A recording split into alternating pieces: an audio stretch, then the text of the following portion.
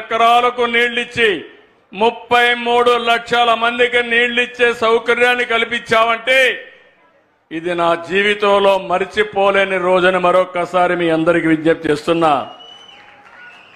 ఈరోజు మీలో అందరూ కూడా ఒకటి గుర్తుపెట్టుకోవాలి. 2 నదులు, నందికొట్కూరులో ఉండే అంద్రి, ఇక్కడ నుంచి చిత్తూరులో ఉండే నీవా, ఈ 2 కలపాలని ఆలోచించినప్పుడు ఇది అసాధ్యం, వీళ్ళంతా అమాయకులని హేళన చేసిన రోజులు. అలాంటిది సుసాధ్యం చేశాం, ఒక కళ నెరవేర్చాం. ఆ కళ కనింది ఎన్టీఆర్ అయితే దాన్ని నెరవేర్చిన పార్టీ తెలుగుదేశం పార్టీ అని మరొకసారి మీ అందరికీ విజ్ఞప్తి చేస్తున్నా. ఇలాంటి మంచి పని జరిగితే ఈరోజు మీరు ఒక్కసారి గుర్తుపెట్టుకోవాలి.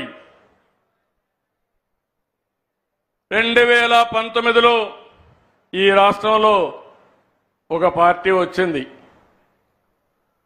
మీరందరూ కూడా ఆలోచించారు. ఒక్క ఛాన్స్ అన్నాడు, అందరూ ఏమారారు. పర్వాలేదు, సిబిఎన్ బాగానే చేస్తున్నాడు, బాబు గారు బాగానే చేస్తున్నారు, ఒక్కసారి ఇస్తే ఏదో పొడస్తాడనుకుంటే కుమ్మి కుమ్మి బాధుడే బాధుడు. అవునా కాదా? నరుకుడే నరుకుడు.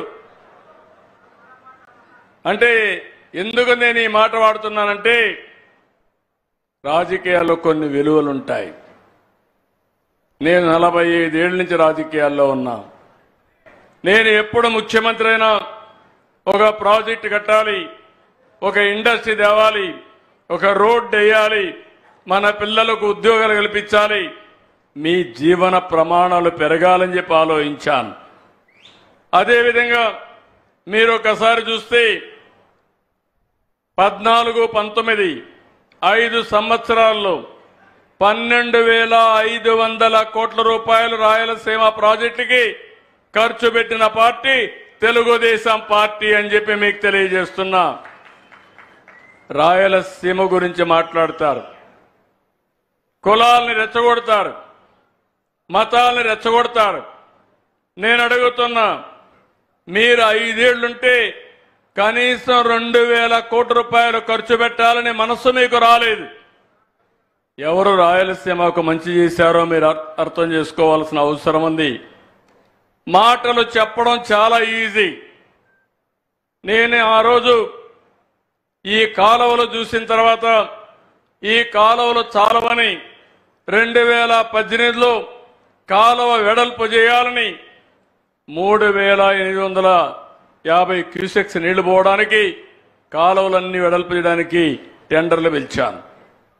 కొత్త పార్టీ వచ్చింది, టెండర్లు క్యాన్సిల్ చేశారు.